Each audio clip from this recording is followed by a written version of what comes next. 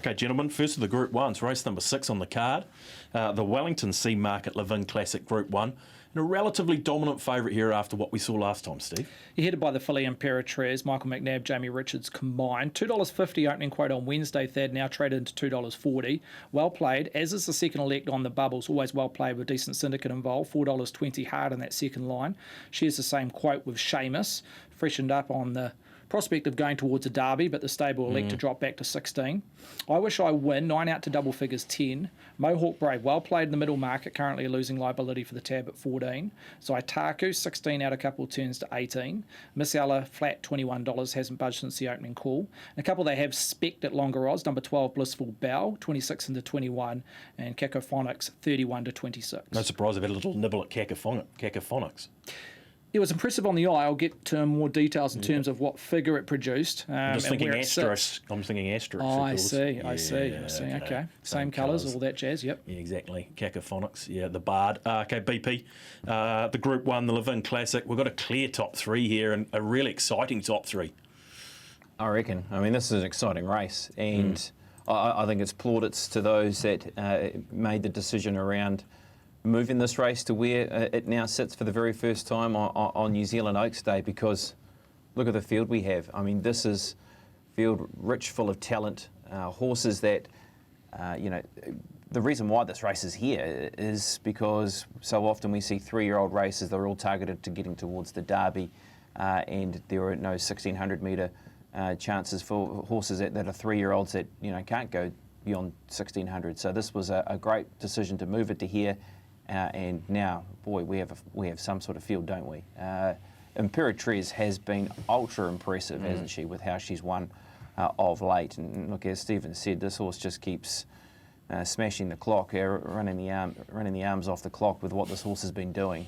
So, an understandable move. But when you look at what Seamus did here at this venue in the Wellington Guineas, off the back of that, they decided, let's see if we can get to a derby. Let's see if we can hopefully bypass some of that breeding to say that he can run out a derby trip. He's run third in a Waikato Guineas, and they knew then that, okay, let's not go down that path, and let's have a look at this Group 1. So again, with the placement of this race suits a horse like Seamus. And then on the bubbles, who got things back on track with a very good win and a dominant victory over a stable chance in the race, and I Wish I Win. But there are horses here that have got good form coming through the grades. I mean, Mohawk Brave, for instance, at $14. He looks to be a very progressive horse, doesn't he, with what he's done so far. He's had 4 starts to the races, 3 victories. Is he a sneaky for top 3 and top 4? So, look, overall, an exciting race. And, look, potentially, you could say could be the race of the day.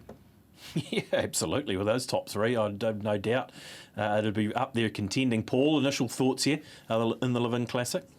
Yeah, there's a hell of a lot of cream on the top here, isn't there? With Imperatriz on the bubble, Seamus. But I've had a look a wee bit further down the page. Blissful Bell, who beat the older horses at Hastings. But I thought the run in the Wellington Guineas was a bit better than it looked. She was slow away.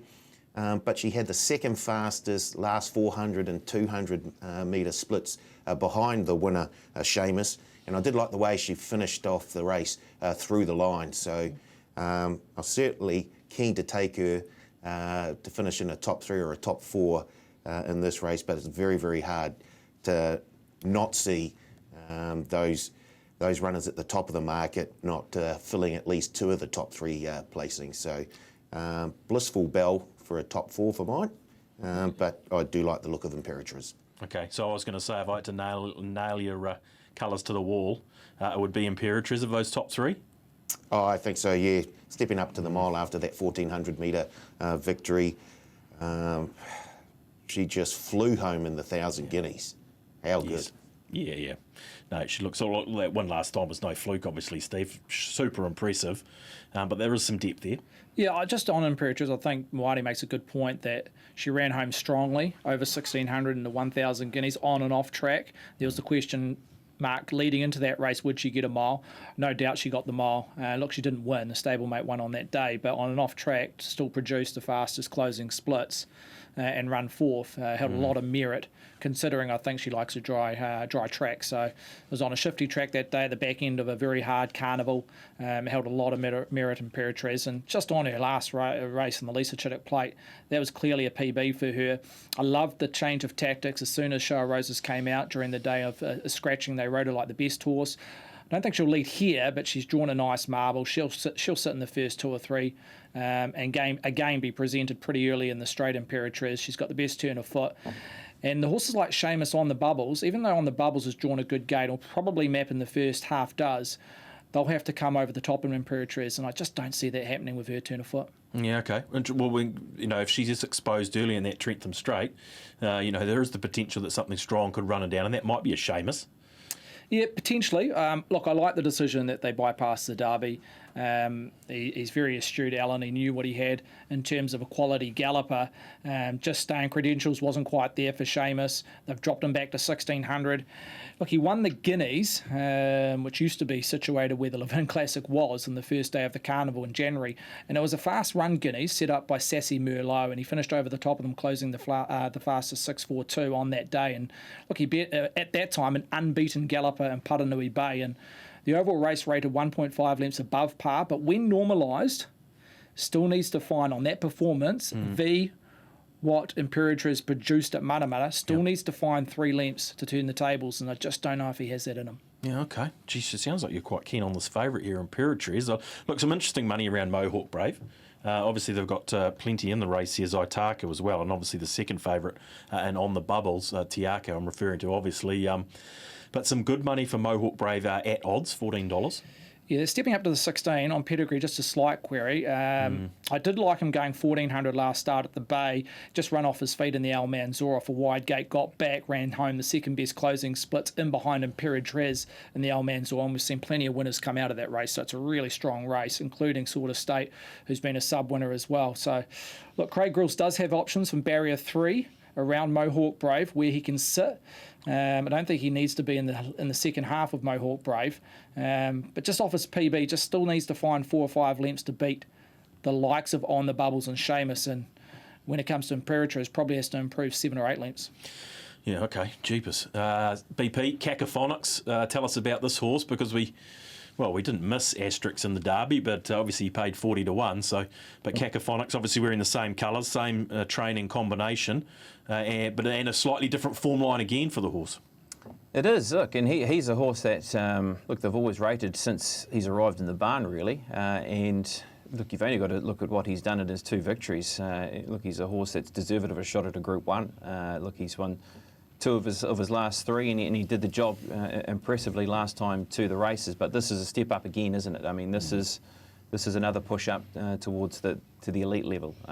But we've seen it with Asterix, who came from a maiden race to take out a New Zealand Derby. Look, he's drawn awkwardly. He's drawn out in barrier number 12. He's going to have to be ridden quietly and hope that he can try and come over the top of horses like Imperatriz, which is not going to be an easy feat, is it? So there's things against him in this race. But overall, he's deserved of a shot of having a crack at a Group 1 race because of the form he does bring into the race. Yeah, okay. I see he's a losing result currently. The other one I want you to touch on, BP, quickly is I Wish I Win. Do we jump off? Because 2 starts ago at Trentham, she was back to he was back to his best.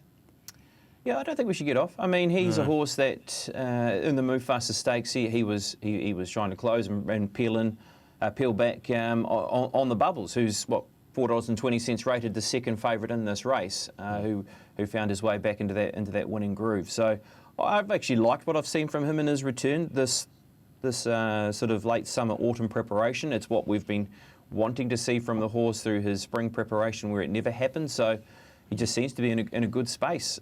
Does I Wish I Win, and that gives him and gives Jamie Richards a very strong chance of filling all the minor placings here, doesn't he? I mean, look, Zaitaku's a horse who's a horse that is having a shot at the stumps with a horse that ran placing on Derby Day from back in the field, cutting corners and running into second position. So Imperatriz, yes, of course, top seed, but horses like On the Bubbles, I Wish I Win, and Zaitaku, they do give, and Mohawk Brave, a very strong chance in behind. Tiaka fans will be able to get stuck into these power plays, Pops. Imperatriz win on the bubbles, top $4. Man, the list goes on. So it might be a race to have a look at those power plays. How are you approaching it from a betting perspective? Look, Imperatriz to win. I do like Mohawk Brave. I think Mohawk Brave is just one of those horses away from those top guns who all can win with the right run, can't they? On the bubbles and Seamus. I just thought Mohawk Brave, he just comes into this race with a chance of getting a very soft run in transit from his barrier draw. He does have that turn-up speed over 1,200 and 1,400 metres, and if he's safe for that run over 1,600 metres, he just might be that smoky for a top 4. So I'll just have a quick look where he's sitting in the top 4 market. He is at, just quickly do it here, 260. So, yeah, mate, that might get me. Yeah, okay. And you can chuck them into your fixed Quinellas or Exactas and the like, and we'll get that power play put in for your Pops, because I see we've got Imperatriz win, I Wish I Win, top 4 at $6. Yes. Yeah, Let's get it an Imperatriz win and Mohawk Brave, top 4. It's going to be obviously north of $6, so that might be one for you, Paul. Where did you settle? You didn't mind a little bit of a roughie here in the Levin Classic. Yeah, well, if you're going to put a power play in for BP, I'd like one in for me as well. Nothing Thanks. for you, mate. Yeah. I'll take Imperatriz to win and Blissful Bell top 4. So Okay, well, let's do it. Let's get it done.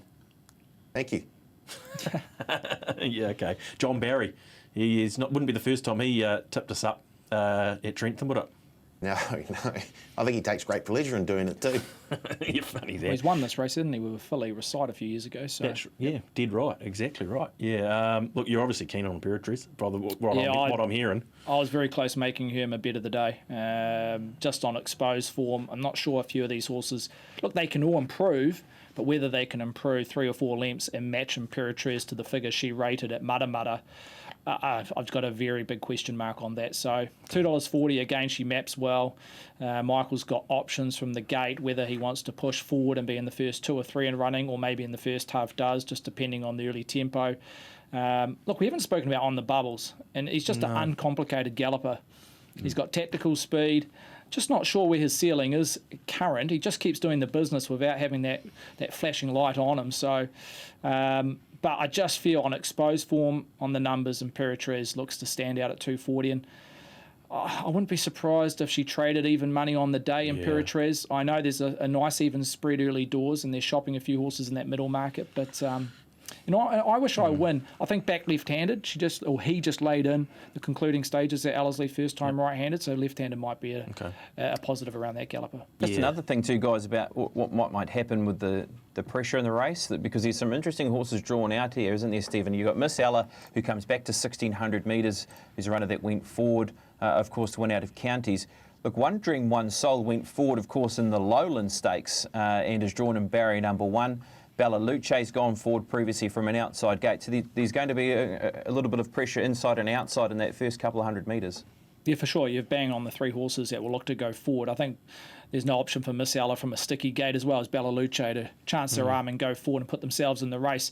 I just feel maybe after the first 200 metres, they might just put on the brakes and go below even tempo, but that remains to be seen. But yeah, there will be early pressure from horses trying to find a position from a wide gate. Yeah, okay, just from a betting money perspective, the fact we're not losing 20,000 on the bubbles on Friday morning makes me think that maybe this Imperatriz is the pick from the Tiakau quartet in this race. Yeah, I think so, and that's no surprise on their last start performances. But again, like I mentioned, on the bubbles, he still hasn't quite found his ceiling, I believe. Yep. He just gets the business done. As I say, he doesn't have that flashing light where he might put a space on his rivals, or he comes from back of the field and finishes over the top of them. He has that tactical speed. He's a real racehorse. You'd love to own him. He very rarely runs a bad race. He's won, 6 wins from 10 starts, so he's a winner. So he's got some nice ingredients for the Group 1. Yeah, okay. No, it's going to be an intriguing race. The boys very keen, though, on Imperatriz to take out this year's Group 1 Levin Classic. $2.40 currently. Steve suggesting that price could shorten up before the off, and I'd have to tend to agree.